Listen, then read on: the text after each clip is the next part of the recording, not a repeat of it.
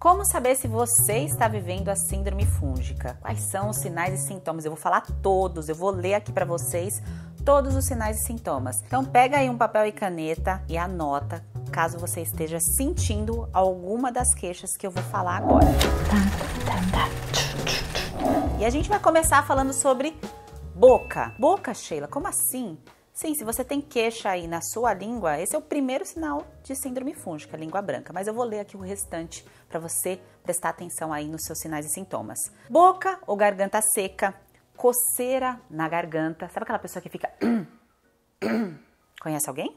Então já compartilha esse vídeo aqui com essa pessoa. Ou se está acontecendo com você, anota aí para você saber quantos dos sinais e sintomas você tem. Afta, sapinho. Para quem não sabe o que é sapinho, é a língua branca, mas já voltada para a candidíase oral, que é aquela língua bem branca mesmo, que vai formando placas, tá? E pode formar na região da bochecha também. Náusea.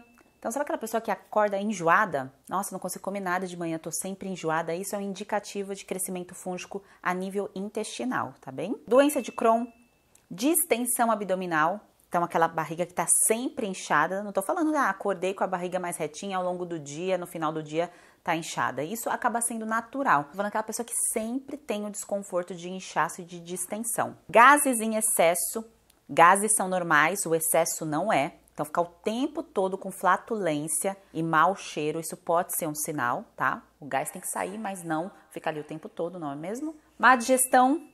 Então, come, não importa o que coma, mesmo comendo bem, tá se alimentando de forma saudável, mas tem aquela sensação de, nossa, isso aqui não tá caindo bem, não tá digerindo. Intestino preso ou alternância intestinal. Às vezes funciona, às vezes não funciona. Às vezes eu tô com o intestino preso e de repente eu tô com um quadro de diarreia. Isso pode ser uma sinalização, tá? Azia, ardência anal. Então, o desconforto na região anal tem a ver com o trato gastrointestinal que começa na boca. Então, esse tubo aqui vai até o final, que é o ânus. Então, passa pelos intestinos. Por isso que tem relação. O crescimento fúngico, sempre que eu falo nível intestinal, pensa sempre nessa região aqui como um todo, tá bem? Por isso que a azia também pode ser um sinal de síndrome fúngica. E agora vamos para a pele. Quais são os sinais de síndrome fúngica na pele, que foi o meu quadro principal?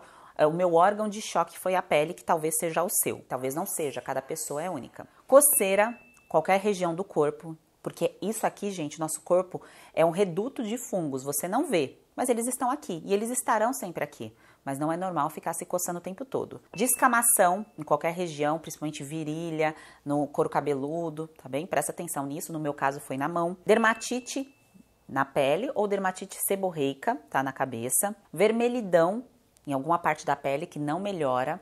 Urticária, que são manchas vermelhas. Sheila, urticária é sinal de síndrome fúngica? Sim. Se nunca ninguém falou para você sobre crescimento de fungo e relação com pele, com esses sinais de sintomas, é porque a pessoa provavelmente não conhecia a informação. Rosácea e acne. Rosácea é aquela inflamação constante aí da mulher adulta, principalmente, que ficam regiões aí bem avermelhadas, que parece uma espinha, mas fica mais inflamado.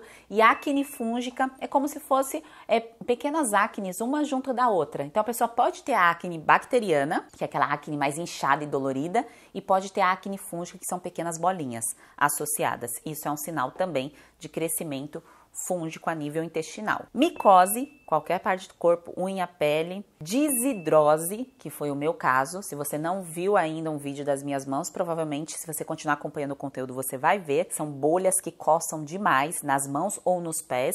Eu tive nas mãos, no dorso das mãos. Transpiração excessiva. Mas por que, Sheila, transpiração excessiva? Porque a gente precisa eliminar toxina. E quando há um crescimento de fungos, há mais toxinas no corpo. Então a gente precisa ficar eliminando essa toxina o tempo todo. Então a pessoa pode transpirar mais. E se transpira mais e fica inclusive mais abafado a região do corpo, isso favorece o crescimento de fungo. Porque fungo gosta de tudo que é úmido e quente. E aí fungo cresce. Fungo adora isso. Psoríase. Quadro autoimune tem relação com o crescimento fúngico a nível intestinal, porque baixa boa bactéria, sobe crescimento fúngico, isso pode ser gatilho para o seu sistema imunológico atingir um órgão, que pode ser tireoide, pode ser pele, pode ser a parte do corpo que você é mais sensível. E agora vamos para as genitais, que é o que acontece de mais comum aí com as mulheres, mas que há outros sinais e sintomas muito além da candidíase vulvovaginal. tá? Síndrome fúngica não se resume a candidíase vulvovaginal. Assim como vocês viram que eu falei vários sinais e sintomas aqui, 3 ou mais sinais e sintomas é característico de síndrome fúngica, então não é só candidíase. Então a cólica que não passa, mulher que sempre tá com cólica, com TPM com sinais de depressão, porque isso pode ter aí uma forte relação? Porque se eu estou com um problema no meu intestino, o meu intestino não está separado da parte do meu corpo que é a vagina ou que é o útero, ou que, por exemplo, é a questão comportamental, que é eixo intestino-cérebro, está tudo ligado. Então, quando há descompensação de um quadro, pode ocasionar outro. Desejo exagerado por doces, tá? Aquela pessoa que precisa o tempo todo ficar comendo um volume alto de doces ou consumir alimentos ultraprocessados, porque o fungo se alimenta de energia rápida, então esse é um forte sinal e sintoma. Dor de cabeça constante, porque aí o corpo pede aquele doce, aquele alimento, aquele carboidrato processado. Retenção de líquido, a pessoa fica ali mais inchada porque está comendo mais carboidrato ultraprocessado e mais doce. Não é porque a pessoa quer, é por conta desse supercrescimento de fungo. Inchaço, como eu disse, a ardência vaginal. Então, não só a candidíase, que às vezes a mulher não necessariamente está com quadro de candidíase, mas sente um desconforto danado da região. Coça, incomoda, não sente prazer na relação e percebe até a baixa de libido. Infecção urinária recorrente, então ficar alternando ali com o quadro de candidíase. A candidíase vulvovaginal, que é a mais comum. A impotência em homens, principalmente se o homem tem coceira ali na região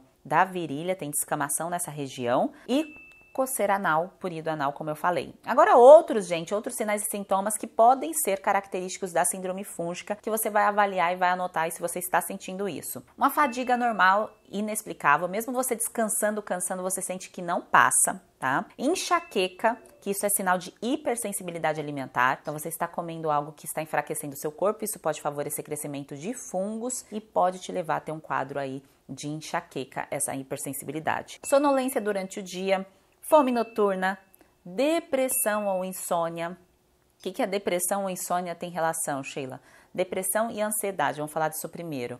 Eixo intestino-cérebro. Você já deve ter visto ou ouvido alguma coisa, alguém falando sobre segundo cérebro ser um intestino, que o cérebro depende do intestino para ser saudável, porque o que vive dentro do nosso intestino é o que vai determinar as nossas emoções. Se a gente está feliz, se a gente está triste, isso tem relação do que vive dentro do nosso intestino. E o que alimenta isso? Comida. Então depende da comida, da nutrição, eu vou ter aí bons sinais, boas emoções de um controle emocional também, tá? Distúrbios de concentração.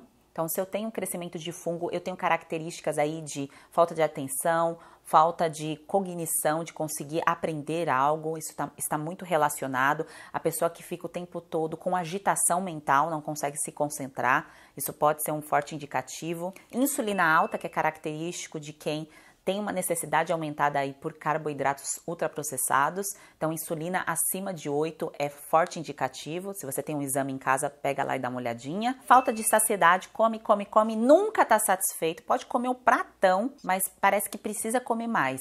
E sabe por que isso acontece? Porque você não está alimentando só você. Você está alimentando o supercrescimento de fungos que não foi tratado da forma correta. Então você tem uma necessidade de comer grandes porções e mais para alimentar esse supercrescimento. É isso que acontece. Hipotireoidismo de Hashimoto, que é o quadro autoimune, que eu expliquei da psoríase.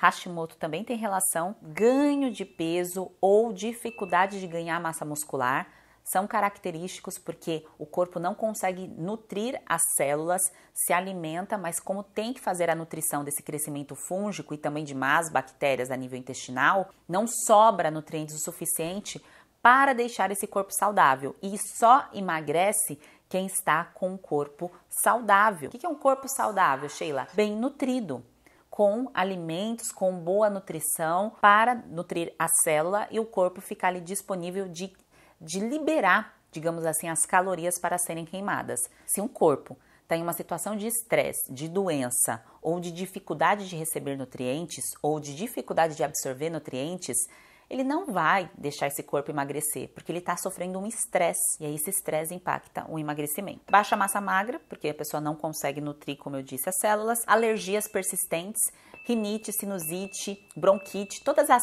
ites são características também de alergia, de hipersensibilidade alimentar, que é muito forte, muito característico do crescimento fúngico, tá bem? Então é uma pessoa que está comendo alimentos que não favorecem o quadro dela. E chegamos aí ao final, tá bom, né, gente, de sinais e sintomas? Acho que deu para entender aí que a síndrome fúngica é um conjunto de sinais e sintomas, você não precisa ter todas esses sinais e sintomas, mas talvez você tenha anotado alguns aí que você apresenta há algum tempo, ou começou aí nos últimos 30 dias, e isso é característico. Cada pessoa é única, cada pessoa tem o seu DNA único, herdado do pai, da mãe. Então, o órgão de choque é onde vai disparar essa síndrome fúngica, é característico de cada ser humano. Como eu disse, o meu foi a pele, foi o peso, o seu pode ser, por exemplo, a candidíase da sua irmã, se acontecer com ela, pode ser couro cabeludo e assim por diante. Espero que tenha ajudado esse conteúdo, se fez sentido para você. Comenta aqui, coloca nos comentários quais são os sinais e sintomas presentes aí, se você tem 3 ou mais desses sinais e sintomas. Compartilhe esse conteúdo para ajudar outras pessoas, ou se você sabe que alguém tem algum desses sinais e sintomas, esse conteúdo pode contribuir. E também o YouTube entende que esse vídeo é relevante, espalha essa informação para mais pessoas, então a gente começa a ajudar mais e mais pessoas que não conhecem a síndrome fúngica. E também curte para eu saber que fez sentido aí para você. Espero que vocês tenham gostado, pessoas bem nutridas. Até o próximo vídeo.